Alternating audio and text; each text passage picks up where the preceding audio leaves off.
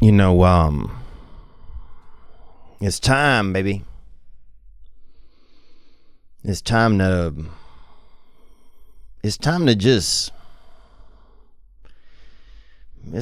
just wake up, I think. You know, we rolling out this virus bed back out into the world. You know, it's time to get your legs going. See if you still got them. You know, we met when I was young. We had a man by us. This man, Big Gilroy, they called him. And he had what they call a little fur snake on him. That FS hitter. And what it was everybody thought, oh, he got a snake that has a hair malfunction. You know, a snake that's covered in hair. But it was a squirrel that had lost its legs in an accident. Some type of accident. And all four of its legs had been decapitated. Like in a, I don't even know, something shoveling. I don't know. I guess it could have been like an automobile accident or something or somehow. But anyway, and if you looked at it, it looked like a damn fur snake. So it was just, you know, everything's just a matter really of perception. It's how you look at it. You know, we could have been sad when Gilroy would bring it. We could have got out the Kleenex and the damn, you know, a little, you know, something sad, a little sad, you know, a little drawn a picture of the Grim Reaper, done something like that. And said, oh, it's so sad, you know, he got a no-legged, you know, tree marsupial out here, squirrel. But instead, everybody said, oh, wow, look at this. He got that beautiful fur snake. He got that footless little critter hitter gang.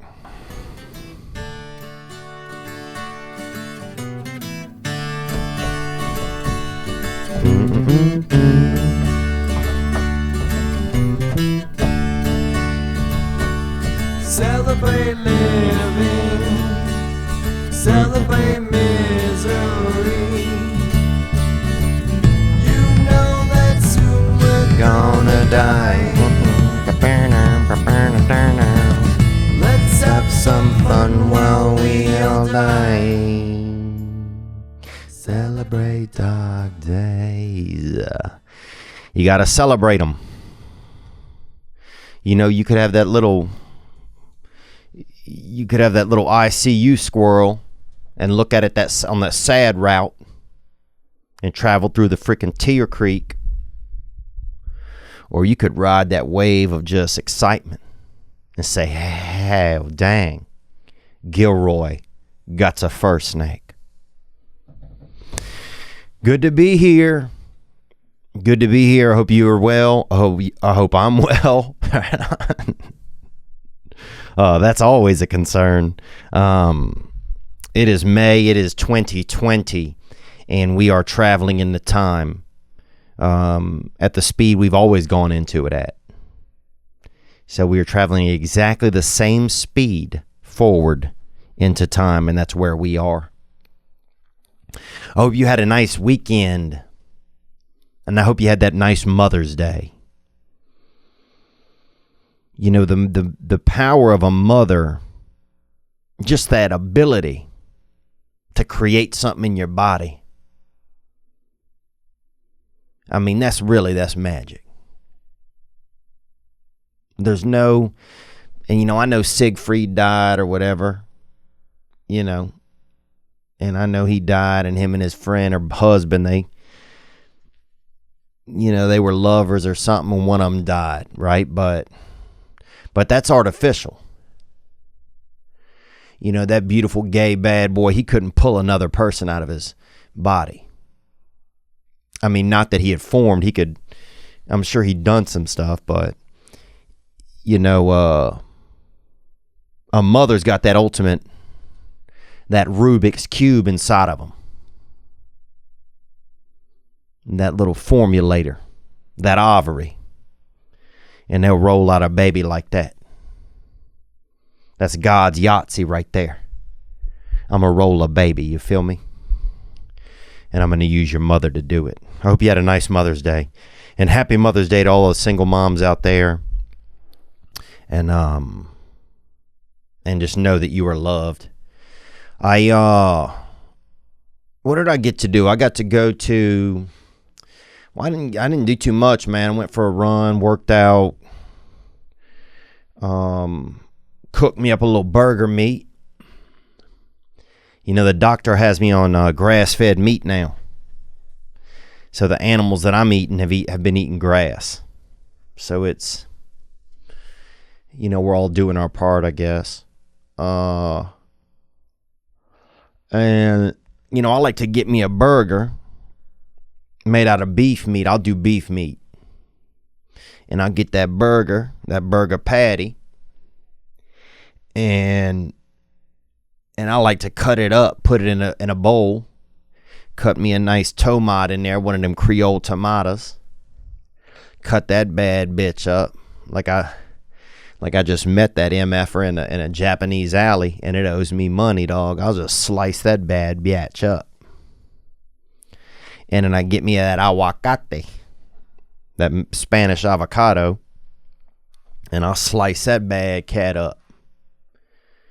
You know, I'll straight up get into that sucker. Put that in a bowl, dice it up, throw a little avocado oil on it, little salt, little sea salt, or even just land salt. I use the original shit, bruh. That basic ass land salt, bruh, the kind of shit you used to get at school. And I throw that in that bowl and get that tasty little, that beef patty salad. And man, I had a friend growing up, his mother was named Patty, and that always blew my mind. You know, to name your child after a damn cut of cooked meat or shaped meat. How you going to name your child after a meat shape? Oh, this Patty. Oh, hey, Patty. Behave, Patty, or I'm going to put you on the grill. Oh, Patty. And then, for fun, you take a piece of cheese and just put it on Patty's head. Oh, look what we did to Patty. Oh, that's cute. You know, doing little children can be very, you know, little, you know, there's something unique about them. When my niece was born, you know, my sister had it. My sister had, you know, fathered or parent, gave birth to my niece. She gave birth to that little beautiful little damn crotch nugget. And we never had a baby before in our family. Nobody had ever had a baby. Hell, no one had ever even walked in on anybody else masturbating or anything in our house. And I remember we went to Chili's. And Chili's, if you're not familiar with it, they kind of act like it's Mexican, but it's like just everybody from your high school started a restaurant. And basically, Chili's had these chips. They had this, you get the order of chips and salsa, bruh. And they hit you with the bowl of chips, this basket. It looked like half of like a Mexican hat. It almost looked like a little yarmulke for like a little Mexican midget. Or little person, my bad. And that thing would be full of chips. Or chips. And you get the little dish of salsa, bruh. And if you're like me, you order your own salsa for your half of the table. Because I don't like it. You got 4 people there. They bring one thing of chips and one thing of salsa. Dog, bring 2 salsas, bruh. Bring 2 salsas. Okay? Because I'm going to put one in my area. You know, I'm fine sharing one, but I'm not, like, if there's 4 people, you need 2 salsas, man. I just hate that shit. They just make it, they want to create tension right off the bat. But I remember my little niece, you know, we'd never had a baby in our family, and she was real little. I mean, real little. I mean, a fucking fat squirrel could have given birth to this baby. And we put her in the little chip dish. We took the chips out and put her in there. And we put the chips on top of her. And we kind of just ate the chips, and, you know, and she was, you know, kind of asleep or just too young to open her eyes. But just kind of a beautiful family moment that we had, you know, years ago when my niece was first born at the Chili's. What's going on? Not too much. I'm happy to be here. I hope you guys have had a nice weekend. What else? Oh, I went over to David Spade's and I watched the fights, the fist fights, baby, UFC. And we're lucky we got Dustin the Diamond Poirier is going to be on in a little while. We're going to Zoom with him and talk with him. You know, he's right there in the thick of all of that, and just excited to get to chat with my buddy anyway and see how he's doing. And man, those fights were exciting. You know, those fights were really, really exciting. It was interesting. Now, if you go to David Spade's home, and I am home dropping, I'll be honest with you. And we went and they had, I mean, he has, you know, they got a lot of different, you know, rich looking stuff in there. He's got one of those houses that has like a couple different living rooms in it. Like one of them looks like a lobby of like a, like at the bank, you know. He got one area like you could do a Chase or a Wells Fargo, the little business area. And then they got a, you know, he's got a button you press and the damn curtains come down. I mean, it's just, I mean, hell, it would be, it's the kind of place, I wouldn't even masturbate in this place. It's nice. You know, I do have some respect. You know, it's just the kind of place you wouldn't even touch yourself in, or hell, I wouldn't even write a letter. I wouldn't even write myself a love note in there. You know, it just has that kind of comfort in there and beauty. And there's a big picture of art on the wall. And I don't even know what the hell it is, but it looks expensive. But it was nice. Watch the fights. Had a little bit of sea bass over there. Because rich people eat different fish, man. I like fish that is, you know, that you can actually get a hold of. Carp. You know, what else? Catfish. Sunfish. Eel. If you do an eel right, bro, then I'll do a damn eel, baby. You feel me? A little barbecued eel. That's something I don't mind. You throw some A1 on one of them freaking slick little pond phalanges, baby. I'll suck that thing down, bro. God damn. I will suck that thing face first, bro. You put that big, beautiful eel out there with a little BBQ on it. With a couple honey roasted peanuts, bro, to chase it down. Woo. Yeah, man. We doing it. But that's what I did, man. You know, I went over to somebody rich's house and watched the fights. And actually, I went over to Gianni. We got the twink Gianni. He's back in town. So I went over with him and Nick and watched a little bit of the fights too, producer Nick. And but we'll talk a little bit more about the fights whenever we got Dustin on in a little while, and talk a little bit more about UFC. Yeah, what else? I don't know. The world's getting back. You know, we're all being kind of reborn a little. You feel that a little bit, and some people's afraid to come out of the womb. Some people wants to stay in the womb. Some people want to just go outside of the womb. Because we've all kind of been like womb mates for a while. And that's running out. And there's a lot of disparity out there right now. Some people want to start living life again and go back to the old days. And some people want to just, you know, kick it up a notch and be natural. or some people want to just stay like, quarantined. And here's the thing. In this country, both people, you can do both. That's the thing about America. That's it. It would almost be more helpful during a pandemic if you lived in a country that was socialist or communist, because what they say goes. There's no joking around. There's no ifs, ands, or buts. But we don't live in that place. We live in a place where everybody has a say. And that's what's going on right now. And people say, well, these people are wrong, or these people. Well, neither one of them are. I mean, they may be wrong to me, or they may be wrong to you. But, everybody has a say. And like the government can't just tell people that they can't do things. They just can't do that. I mean, and everybody I feel like is given this disease. The virus. I feel like we've done a good job of planning ahead. The only thing we could have done was take these measures. We had to take the measures that have been taken.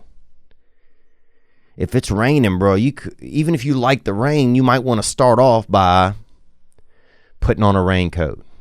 Just till you know how long it's going to rain, what it's going to feel like. Will there be lightning? Am I going to be trying to smoke a cigarette? What's going to go on during this rain? And then once you have a plan, then you can take the coat off if you want. Some people want to take their coats off. Some people want to stay in the coat. And both of them are right. That's what I think. Both of them are right. And it's not even something I think. It's just the way it is. I personally, I'm more of a risky biscuit. If you smell my back, you're going to smell a bunch of risk jelly. Because that's what God spread on me. He put that damn sweet risk paste right on my damn skin. And that's who I am. And I'm ready. I'm ready to take, let's take some chances. I'm ready to roll the dice. I don't know. And I just think that's, because I grew up in a place we had rabies going around. We had dangerous dog come and bite you. We didn't have a virus, but we'd have a dog come through town, bite 7 or 18 people. Like, damn, you get hit by that dog? Yeah, I didn't get hit, but my grandfather did. Oh, yeah, my cousin got bit by that dog. Damn. Yeah, he killed 2 chickens at our house, and he got my aunt. Like, damn. So I grew up in an area where things were passing through that would F you up. We'd have like dangerous nails. Back when they had tetanus, you had to get a tetanus shot. Because 30, 40 people step on the same sharp nail in town. Oh.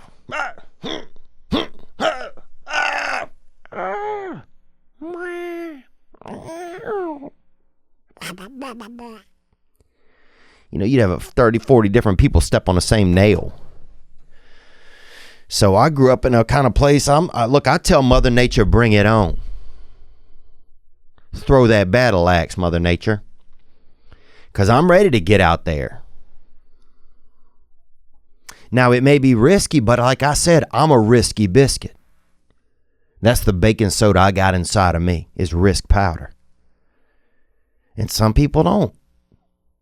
Some people more safety. Some people was raised in a, they got a library inside of them. And everything, they got all, they want it to be like this and this and this. And hey, that's okay. It might be different than me, but I live with those people. So, I respect what they want to do. But they also have to, like, I'm not going to be ignorant about the way I live, but I'm going to live. I feel like I just want to live. But it's tough because we all have to be careful. We're not endangering each other. It's a unique time. But people are ready. People are getting back out there. People are taking on new experiences. And taking on old experiences, man. We got a couple calls that came in. I want to get into some of it. The hotline, as always, is 985-664-9503. Hey, Theo, man. This is Max from Austin, Texas. What's up, Max from Texas down there? And, yeah, Elon Musk said he might be moving his plant down to Texas because he has issues with the way that they're governing the lockdown here in California. Onward. And, well, I've been a fan for about 2 years now, dude. Oh, thank you, man. Thank you for the support, brother. That's nice of you, man. But I'm 15 years old, and that's important because, man, I'm getting a job as a busboy. Actually, and I know you and Billy Conforto were busboys at around my age, so I don't know, man. I'm really anxious about it, dude. I'm doing it to help my mom during this COVID time, dude. But I don't know, man. Just send me back some advice. Gang shit, love you, man. Gang, bruh. And I love you too, brother. And I'm glad first and foremost that you're taking on new opportunity to help out your mother. You know, Mother's Day really is. That Mother's Day is just a reminder. That's just lighting the fuse. The rest of the year is that candle, baby, where we try to keep it burning for our mother. And it's hard. It's a hard relationship sometimes, but I love hearing this, man. This makes me feel, this reminds me that I'm a son and that I want to help out my mother as well. And look, I'll tell you, man, busboying, first of all, you have to remember that when you start out as a busboy, if you start out, like I started out, B's to the dub, baby. Balls to the wall, son. You know what I'm saying? Nuts. I mean, just nuts to the frickin' drywall. I mean, I started out I was cruising. We had bread over there, bro. Waters. Who needs tea, bro? And we had 2 different types of tea. That was the thing. And one of the pitchers had a little orange slice on it, a quarter orange slice on the tip of the pitcher, and the other one didn't. So if people got that tropical passion tea, you had to get that orange slice pitcher, hit them with that one. And if they got that basic ass tea, you know, you had to hit them with that regular pitcher. And so we had that and water. Those were the 3 pitchers we had. So I'm running regular teas. I'm running passion teas. And then we had these kind of a very light banana nut muffin. And these very light banana nut muffins, it was you had to replace the tray, and then sometimes they had butter. Sometimes, you know, Big Lawrence or somebody, Big Bernadette roll in there, and they throw 6 butters on a muffin. Like, damn. On a half a muffin, they cut it in half and stack that bitch up with that mantequilla, that butter. So then we got to hit them with that butter. Bam, bam, bam. But it was constantly just moving and shaking, bro. I had the apron. I was cruising. I had the rag stuffed in the corner. You know, and I had one wet rag and one dry rag. So I was ready for anything. And I was smiling, I was cruising, I was hyped, I was excited. But what I'm telling you is this. If you start out at a new position as a busboy, you want to start out with some enthusiasm. You want to, but if you start out balls to the wall, they're always going to expect balls to the wall. And what happened to me was over years, you know, I ended up using steroids and creatine to enhance my performance. And because that was my sport, man. In high school, that was my sport, man, being a busboy and getting that minimum wage, you know, pocketing that M-dub, baby. And so I was, next thing you know, I'm using D-ball, I'm using Windstrom on test 200, test 240, some real questionable shit that came out for a little while. But what I'm saying is if you start at a level 10, they'll always expect that level 10. So if I could go back in time, I'd have started at a level 8. I'd have known I was capable of 10. And I would have ramped it up around there from about maybe 8:30 to 9:45 during the heat hours, or peak times, they call it. peak business times. That's when I would have ramped up my ability. And then I would have ramped it down the rest of the time. Because I burnt out. You know, at 2 years, I'm having to do, you know, I'm on creatine. I'm on uppers, bruh. I'm meeting up with people after work doing drugs. Like, I just got burnt out. But I was a dog. I was Allen Iverson of fucking dirty tables. That's who I was. And anybody in Tucson will tell you that knew about that in like early 2000s. So that's all I would say, man. Go in there, be passionate, but have that extra gear you can always go into. And if I could go back in time, that's how I would do it. I'd have that extra gear because I kind of ran out of it. Man, I'm looking at this video. They got robots in Singapore in the park.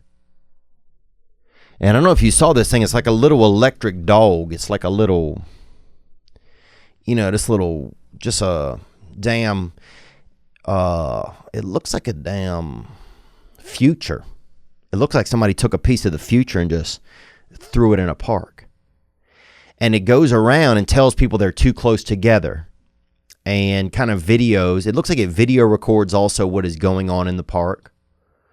It lets people know if they're in a group that they need to be at least 1 meter apart. I don't know if you saw this video or not. And it's an electronic. It's a robot. And what I don't like about it, first of all, it doesn't have a head. So it looks extremely, it has that whole futuristic look. You know, every now and then on Facebook, they'll come out with something real futuristic that it kind of looks like it's just to scare you. It's like, this is what it's going to be like. But that's in Singapore, man. Okay? You let that bitch loose in Baltimore, somebody first of all will have that thing fighting a pit bull in 5 minutes, bruh.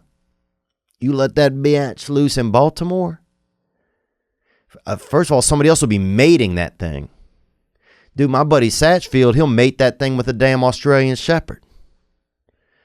You have a couple little, you'll have a couple of R2D2s about 6 weeks later, however long it takes to make a dog baby. But yeah, I don't think this is the wave of the future. I think that this is something that's kind of spooky about science.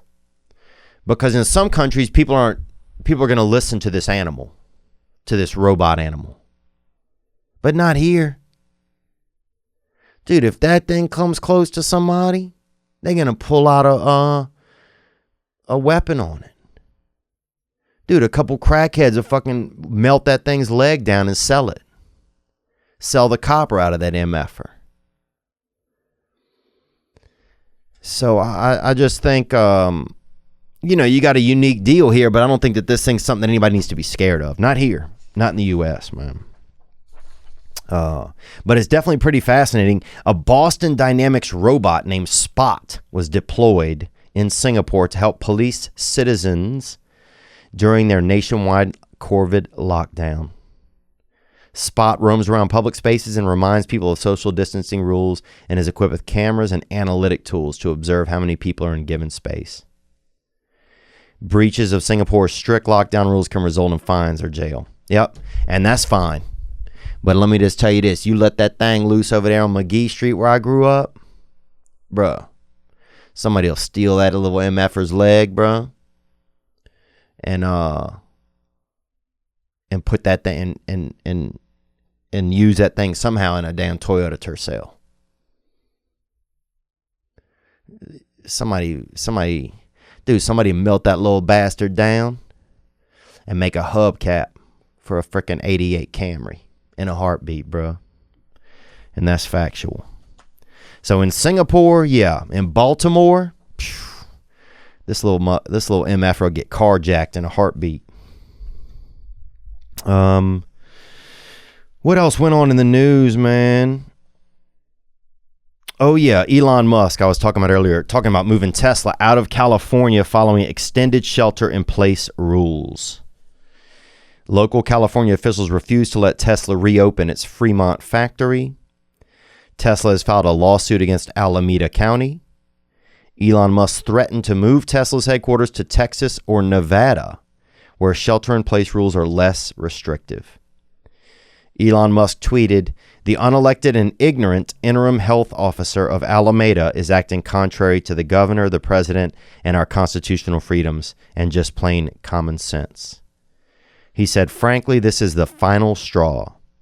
Tesla is the last car maker left in California." I think you're going to run into stuff like this because, you know, business owners, business operators, they want a business. Business people want a business. And we live in a free market where people can business.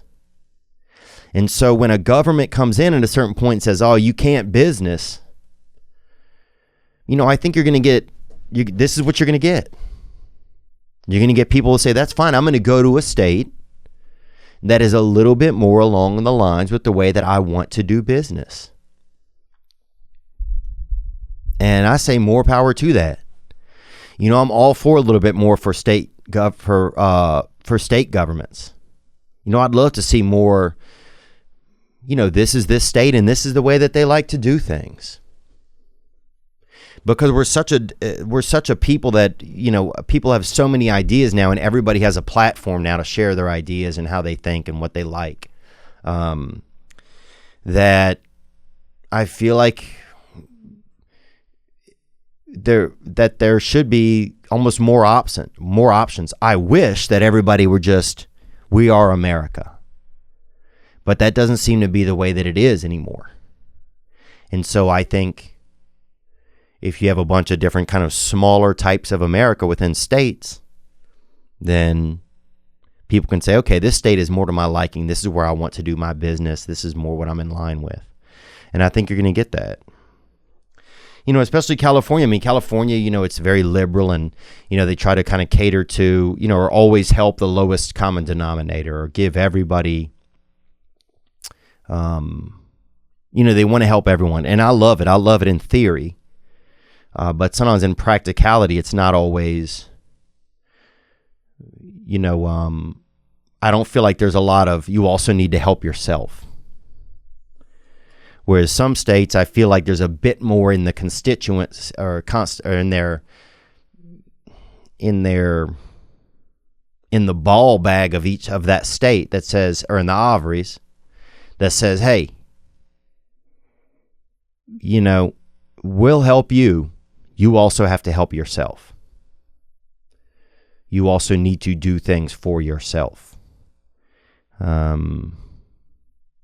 So yeah, I think it's neat that there's if businesses want to go, and then they have the ability to do that. But I'm not surprised. You know, I'm not surprised. It's interesting too, because in California, a lot of businesses are so, you know, people are very. There's a strong sense of, okay, everyone needs to wear a mask.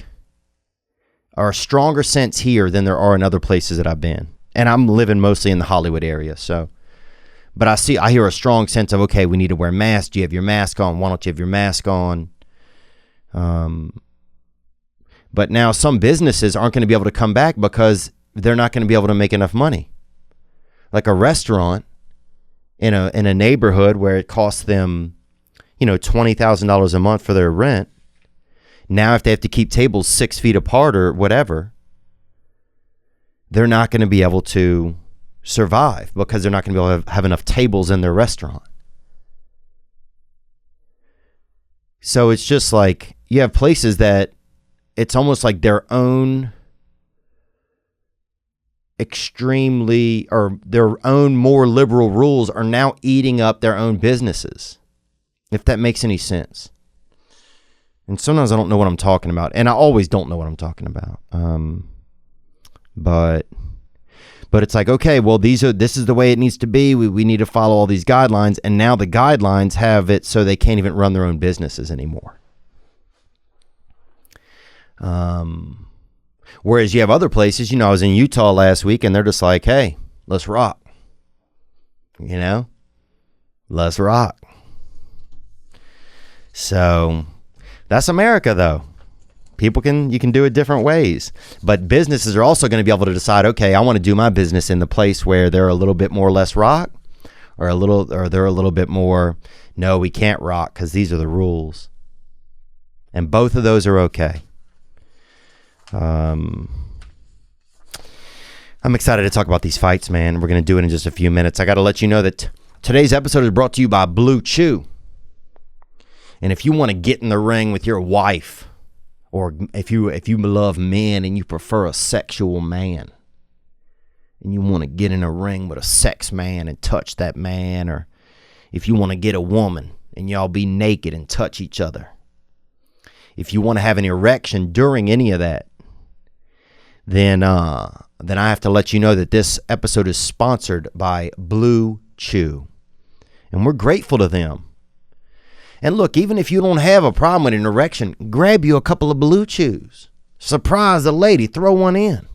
Hell, give one to your freaking cousin.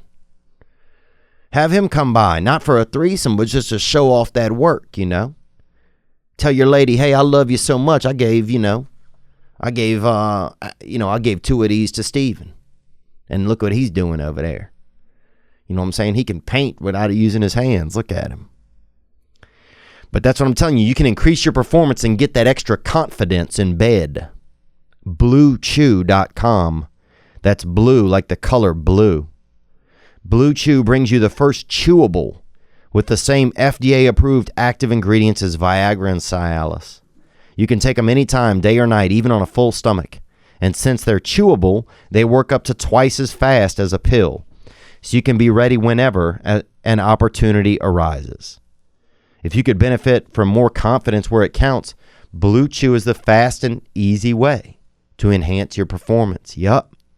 Blue Chew is prescribed online by licensed physicians, so you don't have to go to the doctor's office or wait in line at the pharmacy. Don't you hear that? And it ships right to your door in a discreet package. So they send you in that surprise package. It could be something, oh, people, what is that? Oh, you got a piñata? What's in it? They're going to think candy. But hey, wiener candy. They're made in the USA. Amen. And since Blue Chew prepares and ships directly, they're cheaper than a pharmacy. And best of all, there's no more awkwardness. There's no more awkwardness, man. You don't have to meet your buddy in an alley or meet a brother on the dance floor, Say, hey, hey, Quavarius, you got that big, you got that big pecker, bro. Loan me a little bit. Let me get that chew off of you. Right now, we have a special deal for our listeners. Visit BlueChew.com and get your first shipment free when you use our special promo code THEO. Just pay $5 shipping. Again, that's BlueChew.com, promo code THEO to try it for free. Blue Chew. It's the better, cheaper, faster choice, and we thank them for sponsoring the podcast. Go and support this past weekend. This episode is brought to you by BetterHelp. BetterHelp will assess your needs and match you with your own licensed professional therapist. You can start communicating with your therapist in under 24 hours. I was having quite a day one time, or quite a time one day. And I was driving somewhere, man, and I couldn't get my brain to, I was angry. Somebody had called me something, I think called me a little bitch or something. Or called me a little pussy, And damn, it hurt me. Damn, it hurt me. And I didn't know what to do, and I just wanted to run my damn car off the road or just drive into a fucking Wendy's, drive right into the back of a Wendy's. But instead, I hit up BetterHelp. And within minutes, I was on a FaceTime call with a therapist. And she was able to talk me into some comfort, and then I was able to go on about my day. It's not a crisis line. It's not self-help. It is professional counseling done securely. There's a broad range of expertise in BetterHelp's counselor network, which may not be locally available in many areas. The service is available for clients worldwide. You can log in to your account at any time and send a message to your counselor. BetterHelp is committed to facilitating great therapeutic matches, so they make it easy and free to change counselors if needed. It's more affordable than traditional offline counseling, and financial aid is available. And look, those are really nice things. We all need help. Everybody. We all need help. BetterHelp wants you to start living a happier life today. Visit betterhelp.com/THEO. That's BETTERHELP. And join the over 500,000 people taking charge of their mental health with the help of an experienced professional. Special offer for this past weekend listeners. Get 10% off your first month at betterhelp.com/Theo. Oh, man. Getting through this episode. The world is starting back.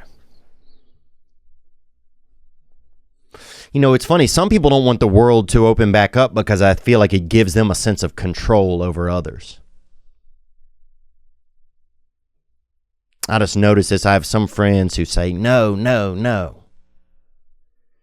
But I think they're just thinking it gives them this, oh, then they can control what happens. Now, you know, it gives them like they get to control everybody. Some of us, it's like a sense, we don't want to have to be responsible. I think there's part of me that's like, dang, let's keep it like this. I don't have to be responsible. I don't have to.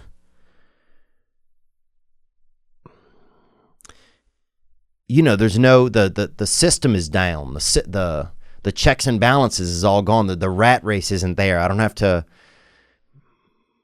I can just be lazy. I can take it easy.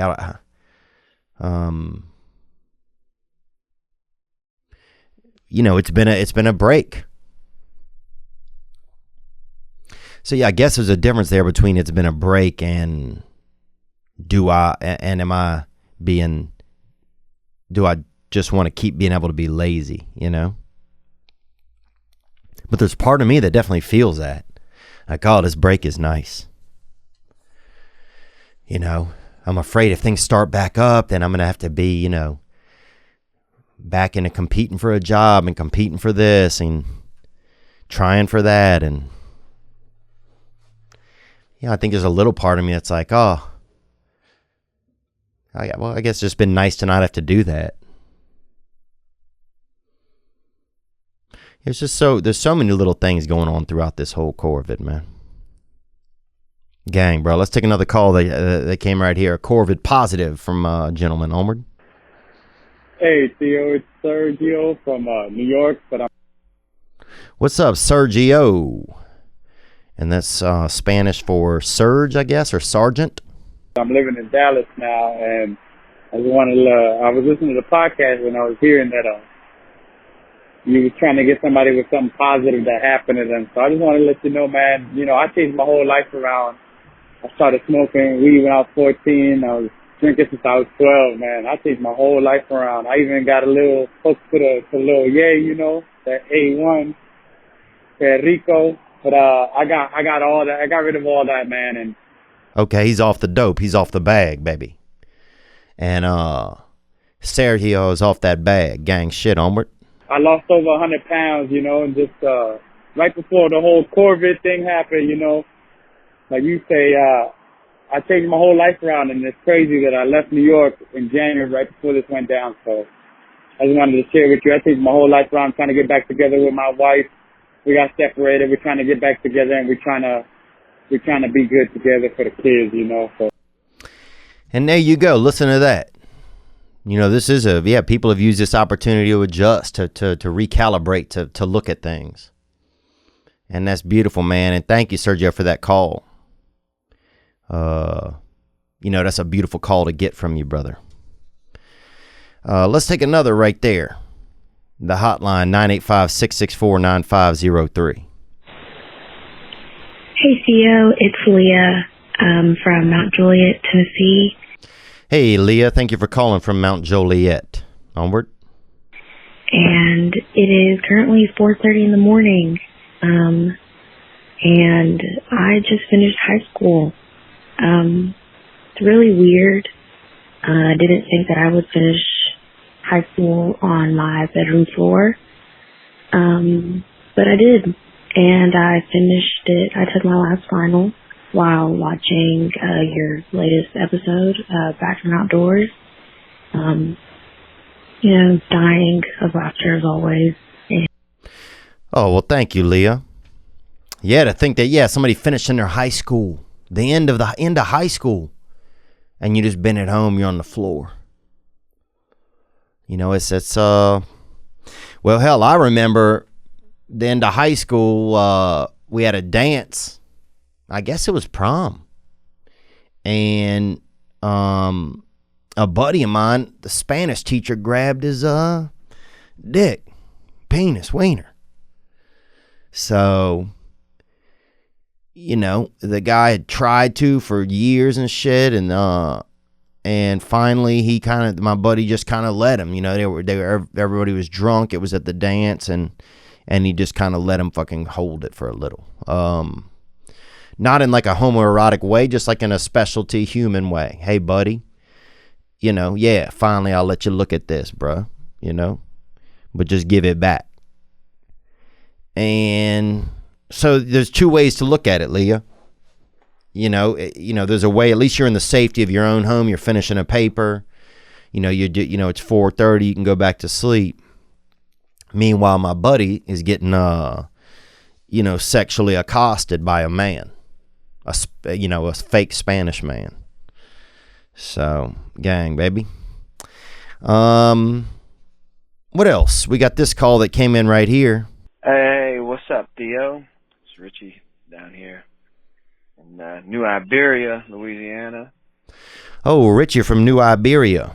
And that's actually extremely close to where Dustin Poirier lives, and we're going to be on Zoom with him in just a few minutes. Onward. And I was just thinking, I want to hear what you thought about, names people name their children, and what name, basically guarantees that your kid is going to turn out a certain way. Back in the day, people would name their kid Bertha. That was a popular name. And then I think at some point people realize if you name your little girl Bertha, she's going to be fat. She's probably going to be fat. I can't name a skinny Bertha. And then I was. Yeah, Bertha, would often lend itself to a largeness, to a girth. Onward. Think about like Shane. Shane's a name you see a lot of. And I don't know how about where you was over in Covington, but I know where, all the research I've ever done, anytime you see a dude named Shane, he's up to them dark arts. He's probably doing some mischievous things. He's huffing Freon. He's stealing somebody's propane tank and throwing it at them. Yeah, Shane is a sneakier name. Oh, Shane over there, sipping coolant. Shane over there huffing that gas, baby. Getting that Astro hit. Just freaking Astroing up his old lung holes. Yeah, different names, different for sure. I agree with you there. I'm trying to think of a couple right now. Cliff. You call somebody Cliff, you name them Cliff, that's dangerous. Because if they get into their own name, they're going to go to a mountain. They're going to go to a quarry. They might take that chance, bro. They might take that leap. Whereas if you name somebody Candy, if they get involved in their own name, they may be going to get a cavity. They may, it's a more limited. But different names, for sure. We had Roy, Sugar Roy. We had this guy and he could have been a gay man, but he was still a child. But they would call him Sugar Roy. And Roy sometimes can have that type of name, a little bit more sugar in the tank. Or Ricky, they call him Tricky Ricky. Maybe he does magic. He does tricks. Or Licky Ricky. They call him, Licky Ricky. He'll lick anything. Put something by him. See if he'll wet it up with his tongue. With that liquor. What else? We had a guy named Jeep. This dude, he was dangerous as fuck. And he was named after Jeep, man. And I remember he couldn't get a driver's license as we got older because they thought he filled out the paperwork wrong. Because he'd write Jeep in as his name. But that was his damn name. But yeah, certain names. Dexter, that could be a nerdy name. Darcy, that's a library name. Winston, he gonna smoke. You know, Splinter, he gonna probably do lumber. You know, Mark, he gonna probably chalk up the football field before the games. So everybody, you know, that a name could be definitely a different one. You know, a name could lead you a certain type of way, some type of way. All right, let's take one more call here before we get into hitting up the diamond, Dustin Poirier here. And this gentleman right here had a call in that came into the hotline that hit me. Gang, onward. Hey, Theo, this is Russ Belt Johnny calling from Rochester, New York. What's up, Russ Belt? And you up there in Rochester, baby, the ROC. And shout out to my boy Baggins that died out there outside of a Days Inn, I think.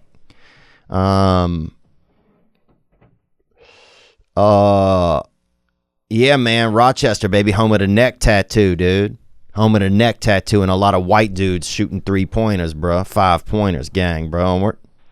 I was just listening to your latest podcast here, and you saying Americans getting soft.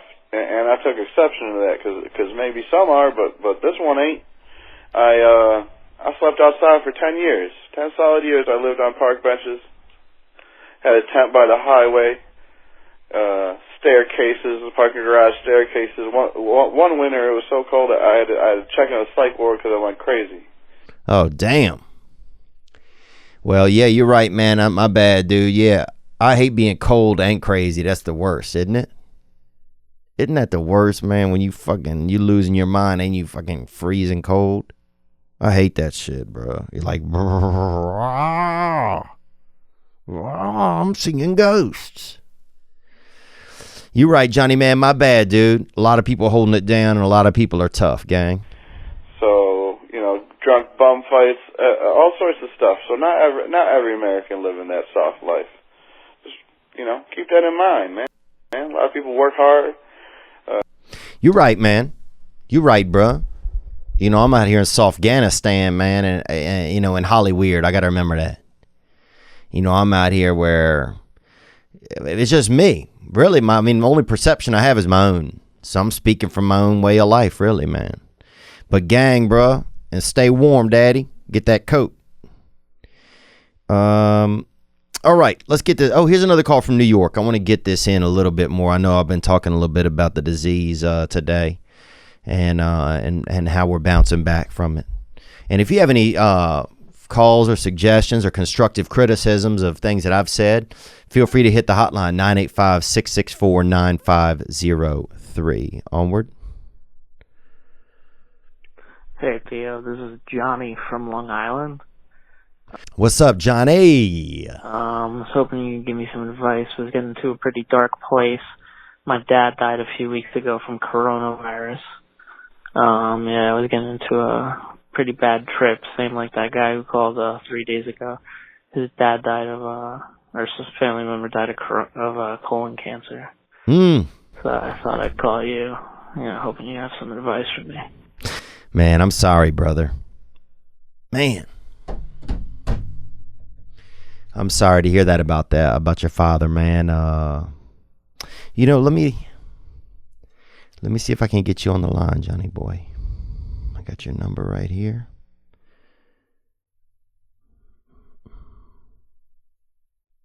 I want to hear a little more.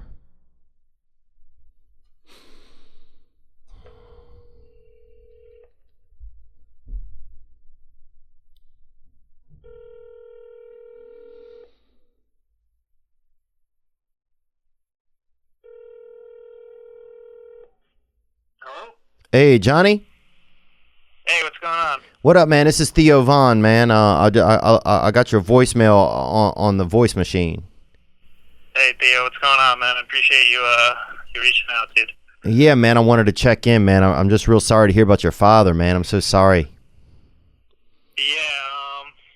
Yeah, it's kind of surreal, and it makes it like a little bit harder that everyone's kind of locked down with this going on too. So like, I'm upset about my dad, and then on top of that, I got like the whole world's going through this like global disaster.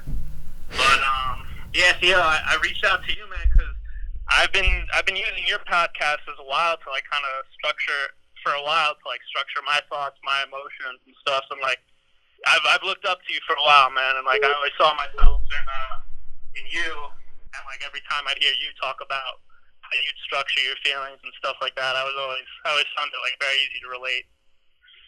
A word, man. Well, thanks for saying that, dude. Yeah, sometimes it's easier than others, man. Sometimes, when life gets hectic and stuff, it's hard to, I don't know, sometimes it's hard to just keep everything kind of cruising, Yeah, man. Yeah, dude, it's definitely a tough situation. And I find myself, like, struggling, like, sometimes just to, like, just keep my head up. Yeah. I got a younger brother, so, like, I'm doing it mostly for him. Amen, bro. Yeah. And was your father was he pretty ill? Take me through some of that, man, because what a surprise that he had COVID. Yeah.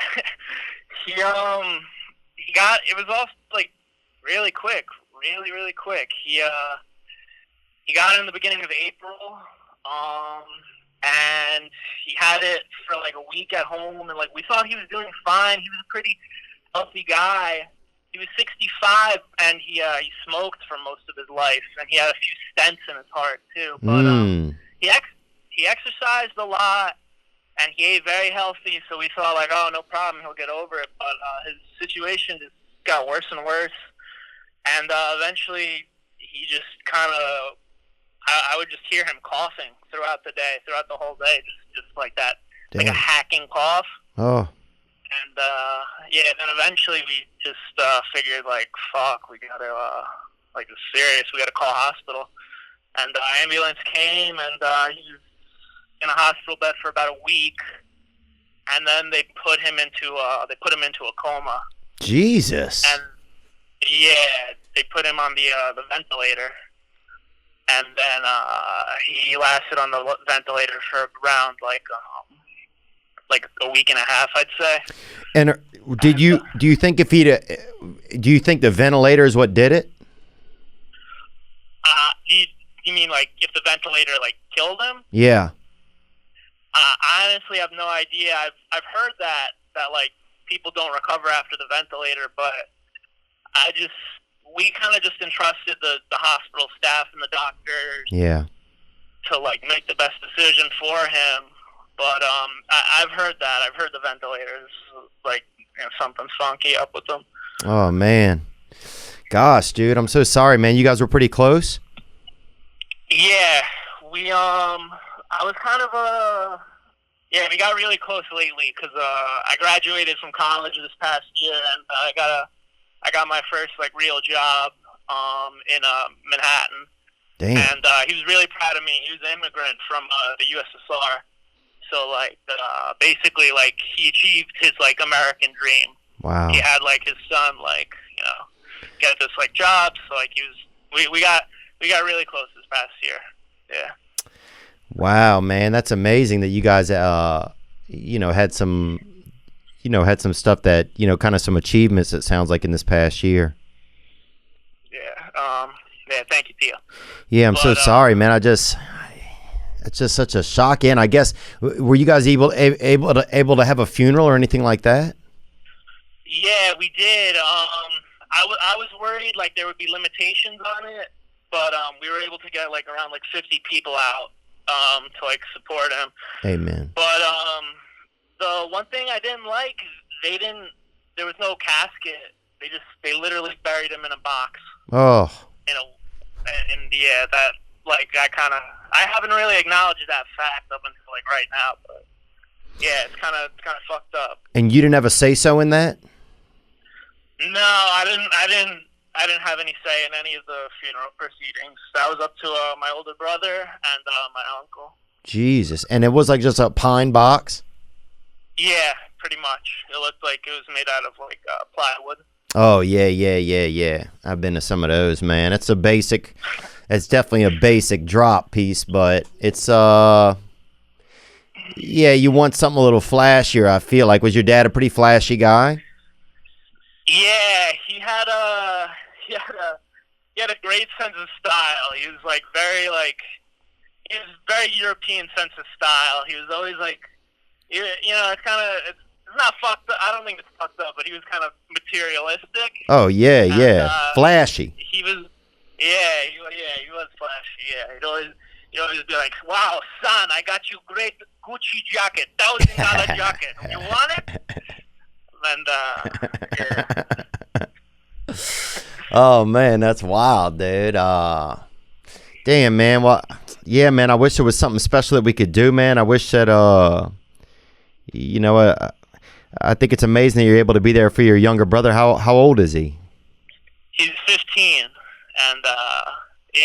So I just feel like yeah, I got this responsibility now. Like, yeah. I got to be his male role model. Yeah. Yeah. Well, wish you luck, man. I'll definitely check in and see what's going on, and thanks for sharing with me, man. And you know, I mean, obviously a lot of the regular stuff, just, you know, keep your spirits up and just know you're not alone. And yeah, it's wild how your dad came here to America, and now you're here like first generation. That's pretty crazy, man. It's, you know, it's interesting how like sometimes our parents have to really make that sacrifice or make a big move so we can have some opportunity. Yeah, absolutely. Absolutely. But I'll be thinking of you, Johnny, man, and I appreciate the call, brother. Word, Theo. Thanks for reaching out, man, and yeah, keep it up, dude. All right, you too, man. Keep your head up, man. Love you, bro. Word, love you too, Theo. Take care, man. Gang, bro. Oh man.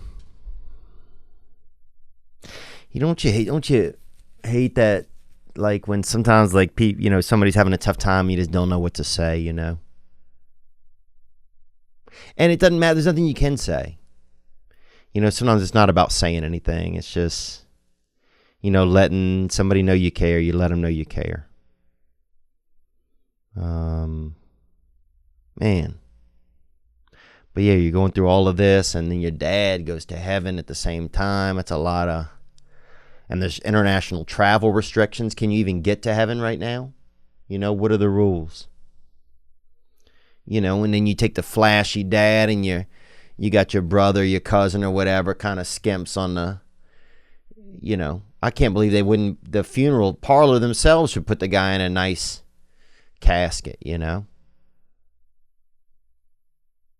But there's something also beautiful about rolling up to heaven in just that basic stroller, bruh.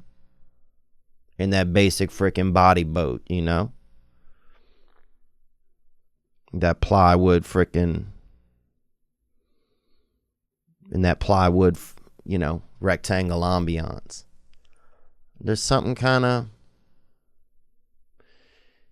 you know, there's something kind of everyman about it. You know, now he's like an immigrant in heaven, man. You know, now your dad's like a new, I mean, if there's anybody that could survive heading into a new place, obviously you know that it's him. I mean, he came here and did it. You know, another beauty of this country, people can come here and live their dreams and achieve their dreams. You know, people can come here and raise their son to be, you know, what sounds like a very good young man. You know, there's a lot of beautiful things that can go on in this country, and that's the freedoms. That's the freedoms. People are allowed to do these things. You know,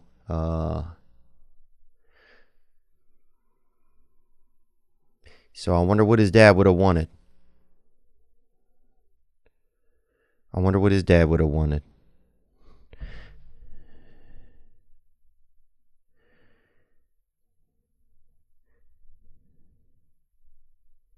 I'm gonna ask him one more time how his dad felt. Theo. Hey, Johnny, man, I had one more question, bro. Yeah, sure. Shoot. I was just thinking about your dad. I was wondering, do you think he would have was he more like kind of scared of coronavirus, or was he more like, let's get out there and rock? So he didn't take it seriously at all. He was going to Queens every day, because that's like where like a lot of the Russian community is. Mm-hmm. And he was just going like grocery shopping, like going to like see like some family of ours. And like he went there for like maybe a week straight, and he absolutely like definitely got it there. And I went with him one time, and like he was like making fun of people like wearing masks. He was like, "Oh, fucking chickens," and like yeah, it's a shame, but he didn't take it seriously at all. Wow. And do you wish he would have taken it seriously, or are you like, that's my dad? Of course, no, yeah, like I held some anger over, like I held some blame against him because like, like, what the fuck, Dad? Like, you put us all in this situation, but obviously, yeah, I wish he did take it more seriously. Yeah. Word, man. Yeah, I was just curious. About, because people there's just different schools of thought on how to handle it, but no, I think it's just important to hear, man. Absolutely. Well, I appreciate it, man. I'll be thinking of you, dude. I'll be in touch, man. Thank you, Leo. Thank you. Love you, man. All right, love you too, man. Be good. Wow. It's interesting. It's risky. It's risky. And there's risky biscuits in the oven, baby.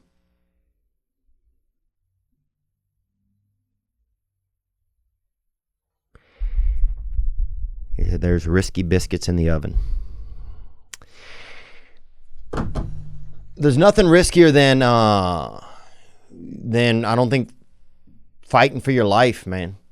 And that's what our next guest does, and he's one of a kind, and he has been the interim lightweight champion, and we're gonna get him on a Zoom call in just a moment.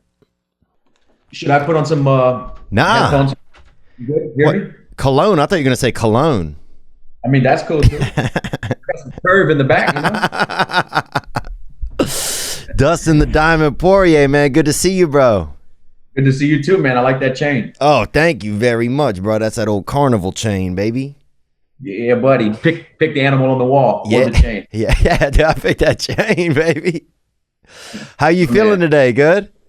Good, yeah, man. I just got home about an hour or so ago and ate. Got a good wrestling practice in this morning, man. I'm grinding. Nice, man. I saw you the UFC putting your tweets up and stuff the other night during the fight. How did it feel to be watching fights again? Man, it felt good. It freaking motivated me, dude. It motivated me so much. I woke up the next day with a different pep in my step. I want to fight, and I want to show the world what I can do, man. When you were watching the fights, was there any part during the fights where you're like, where without the crowd being there, you're like, wow, that must have been totally different? Or what are some things that kind of stood out to you that were either surprising or even humorous even?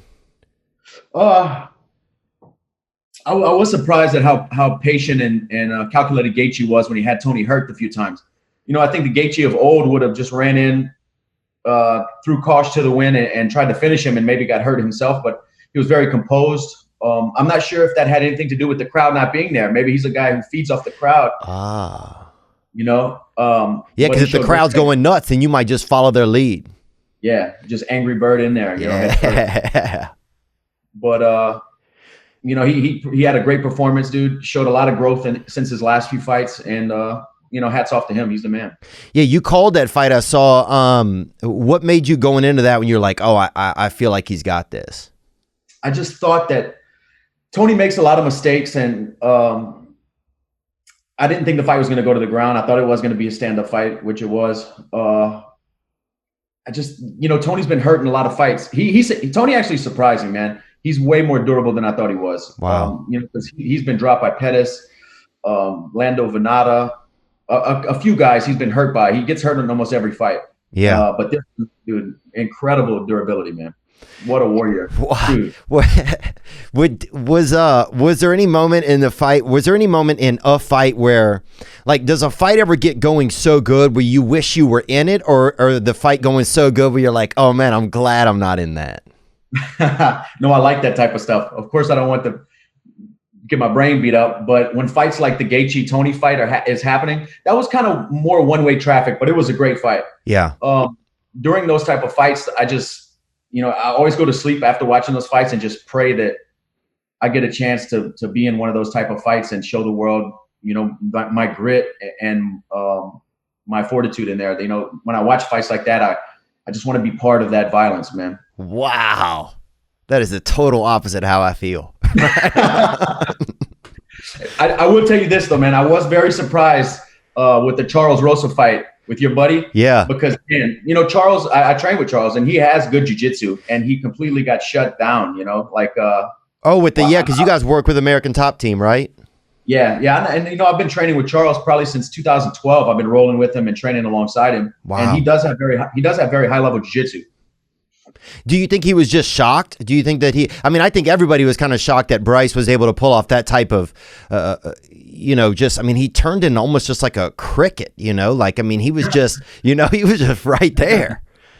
Oh, dude, he was sunken in. Yeah, I think what really surprised Rosa, I think, is Bryce's top pressure, just his control on top and being able to continue to get Charles down like that.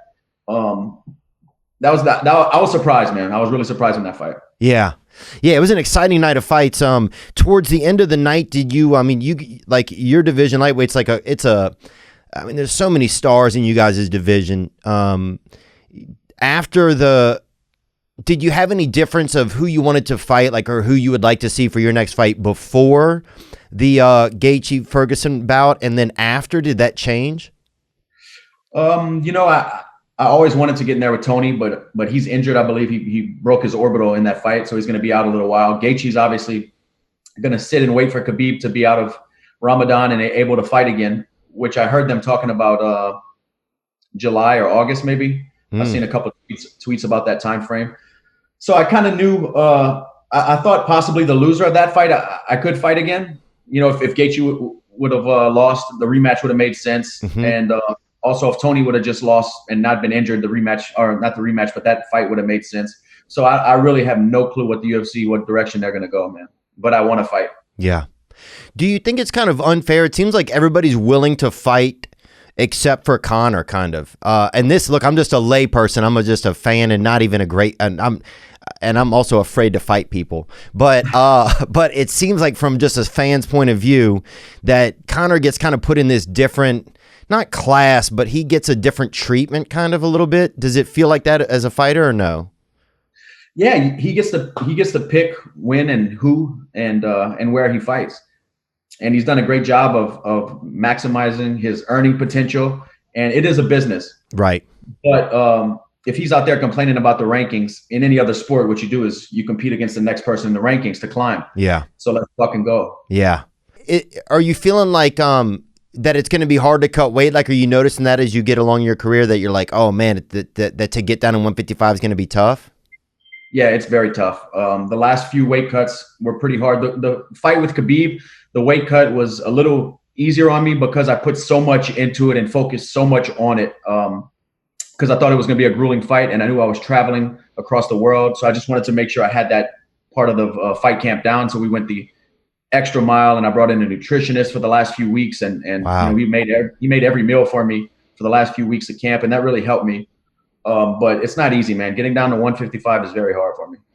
And so, and that's the only, so for you guys' weight class, that's where you have to fight at, right? 155. 155, yeah. If I jumped up, I'd have to fight at 170 pounds. And those guys are even bigger. Those guys are walking around 200 pounds. So your next fight, will you have any control over that? Do you have a say-so in it? Is the Hooker fight still on? Do you know?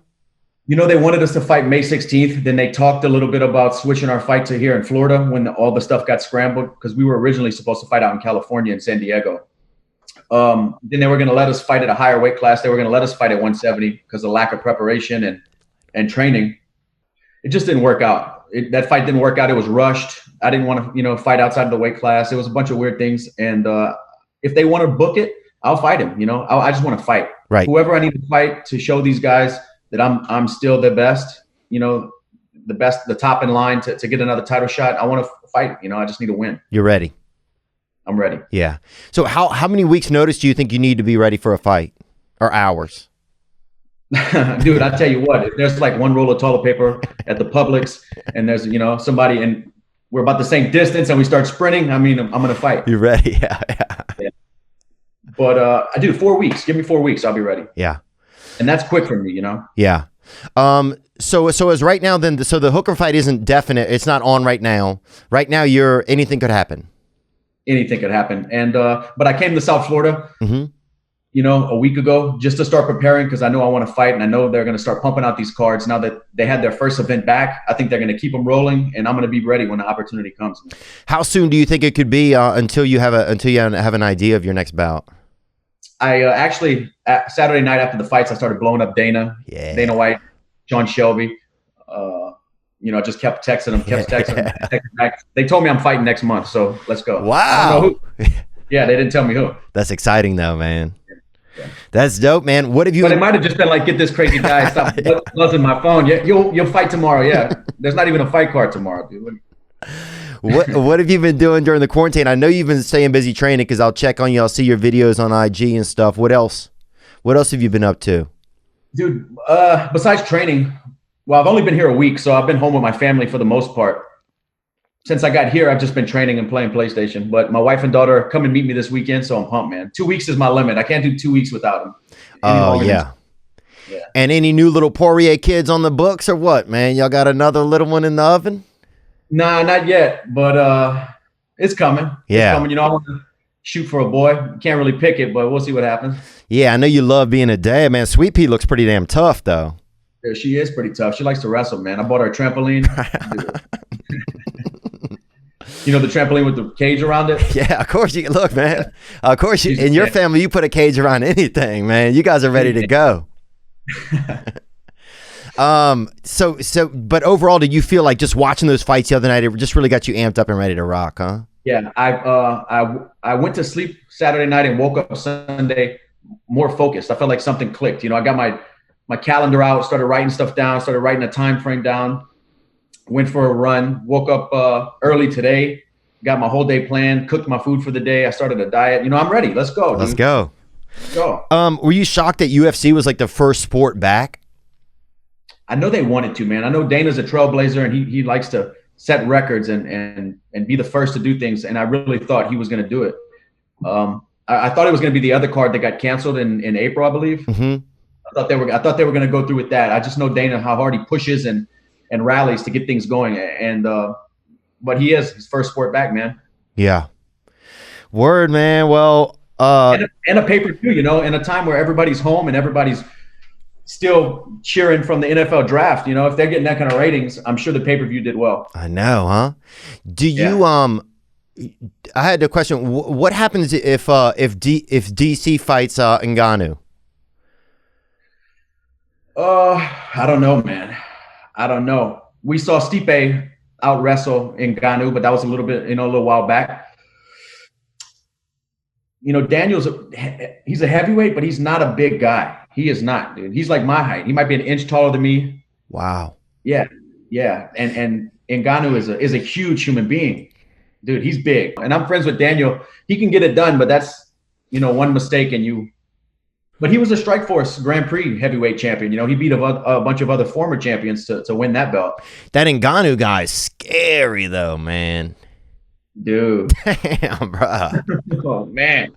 His arms are like long cars. He has like limousines in his arms, bro. What did you say that? They said like his punching power was equal to like a Ford Taurus or something. So I don't know. Damn. I don't do the numbers, but I guess that's a pretty good car to be compared to. That's a lot, man. Have you been on Mike Tyson's podcast? Nah, man, I would love to go. Yeah, it seemed like something that you would be on. Tyson Ranch? Yeah, that Tyson Ranch, bruh. After the fight, man, they serving the salads with marijuana in them over there, bro. There's a lot of it. Well, dude, I'm so excited for you, man. Thanks for jumping on. I just wanted to kind of touch base and just kind of see what you were thinking after the fight, man. Obviously, you really enjoyed it. What was the biggest surprise to you of the evening, you think? Honestly, the biggest surprise was Tony's durability, because he got hit clean often, and he absorbed most of it. I believe in the final few punches that he kind of turned away and the ref stopped it. I think the ref knew something was wrong with Tony, and obviously there was. So great stoppage. His orbital was broken. If they would have continued to fight, the broken orbital could cause you to go blind, and a lot of bad things could happen if you get hit while your structure of your face is broken. So great job by the ref. And but I was really surprised at Tony's durability, man. I didn't think he was that durable at all. Would you have stopped that? Would you have stopped the Cruz Cejudo fight? That's tough, because I thought Cruz was, building up. I thought he was starting to, and there was only a few seconds left in the round. Yeah. And it's a world title fight. Man.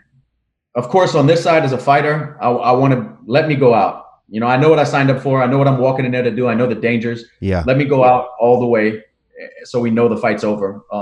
And I feel like Cruz was kind of robbed of that opportunity to be put all the way out, and or to get up and continue fighting. Yeah. You gotta let it play out. UFC and boxing world, obviously, cross paths sometimes. Have you heard anything about a Tyson comeback? I heard some rumblings of him maybe joining bare knuckle fighting, and damn. Yeah, bro, that's brutal. I've been to a few of their shows. I've been to one out here in Miami, and I've been to one in Mississippi. And dude, that's hard to watch, man. And I love fights, and I've been to thousands of fights. Sitting ringside and watching these guys bump knuckles. Oh man, it's. Does it take you back to a time like in the beginning of your career, or is it just a totally different ball game?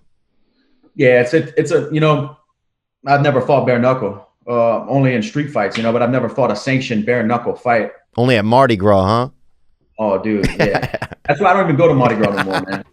Yeah, dude. In Louisiana, bro, you too many guys too many fake Mike Perrys want to show up, Dude, yeah. I don't want them problems, man. I don't know, but I know they bare knuckle also signed a former world champion, Shannon Briggs, a guy out here in Florida. So if Tyson does sign to bare knuckle, I mean, these are two legitimate heavyweight champions of the world that could fight bare knuckle. It would be madness. Wow. That'd be crazy to see Tyson bare knuckle. Dude, he's 50-something years old. But he'll blend somebody up, it looks like, right? The way he's moving. Oh, man. Each one of his knuckles is like a fist. They say power's the last thing to go. Really? When you're aging as a fighter, yeah, power's the last thing to go. Damn. And that's what he had the most of. All power. Yeah, I know. Damn. Well, cool, man. Best of luck, dude. I hope you have a good time over there with your family in Florida, man, and excited to see you in the ring, man, hopefully as soon as a month. Yeah, they said next month, so somebody's getting beat up. Yeah, I know. I love it, bro. Gang, baby. Gang, man. Dustin the Diamond Poirier. Thanks so much, champ. We'll see you soon. Yes, sir. Thanks for having me. All right, cheers, brother. And that is Dustin Poirier right there. And sports are back, man. It did feel good to have sports being back. It felt good to, I mean, I don't know what the numbers were, how many people tuned into that. But just to have people to see people doing something, interacting, and to see people fighting in real life, not on Facebook, was nice. They should have one round. It's just two motherfuckers from Facebook. Put them out there, huh? Put them little dirty bears out there in the park and see them.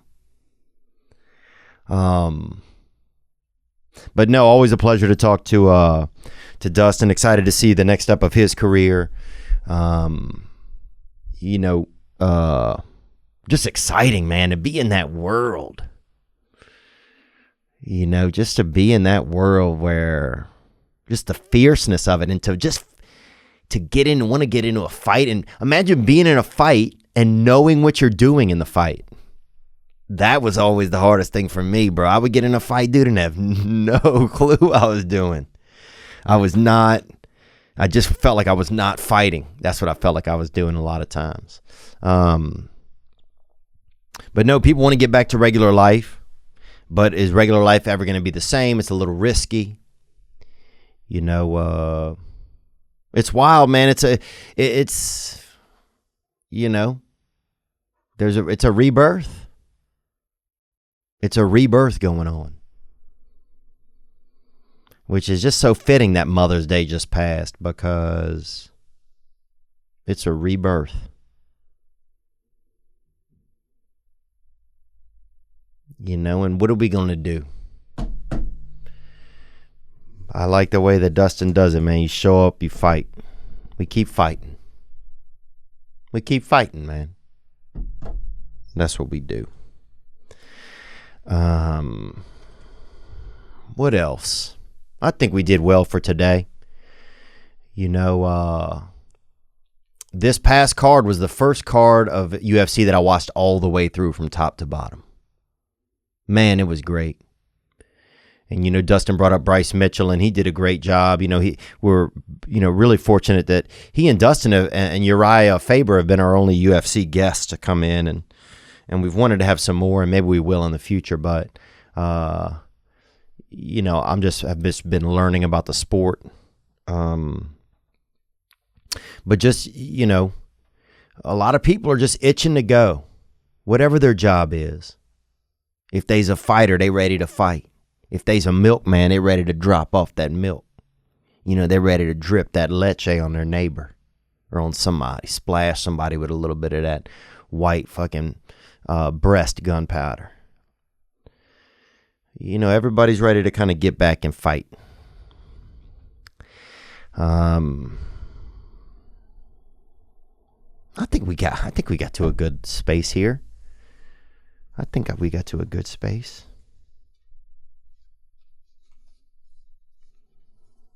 You know, these are our lives, man. These are our lives. These are our lives, and we got to live them. You know, we got to live them. So if you're struggling with some motivation, I really hope that you find it and just take that next step. Take a small step, and a few small steps make a big step, and a few big steps make a real distance. And you can be in a new space. Thank you guys for being here and being a part of my life today. And you guys be good. Oh, I got the hiccups, man. I didn't even have anything. I had some water. Oh my God.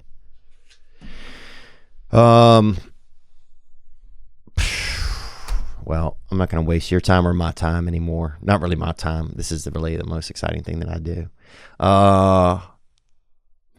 What else? That's it, man.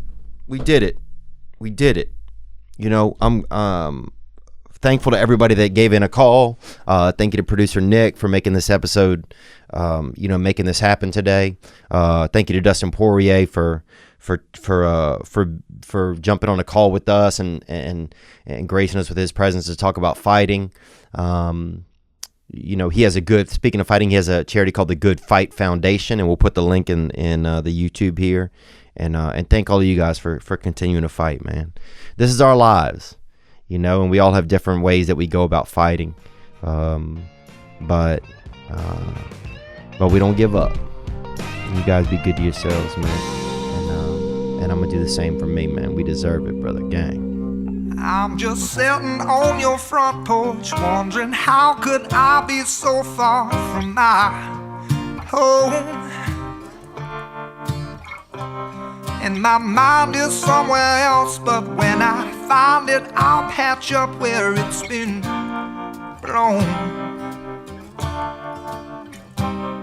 Now I'm just floating on the breeze, and I feel I'm falling like these leaves. I must be cornerstone. Oh, but when I reach that ground, I'll share this peace of mind I found. I can feel it in my bones, but it's gonna take a little time for me to set that parking brake and let myself unwind. Shine that light on me. I'll sit and tell you my stories. Shine on me, and I will find a song. I will sing it just for you. And now I've been moving way too fast on the runaway train with a heavy load of my past. And these rails that I've been riding on, they're worn so thin that they're damn near gone. I guess that fate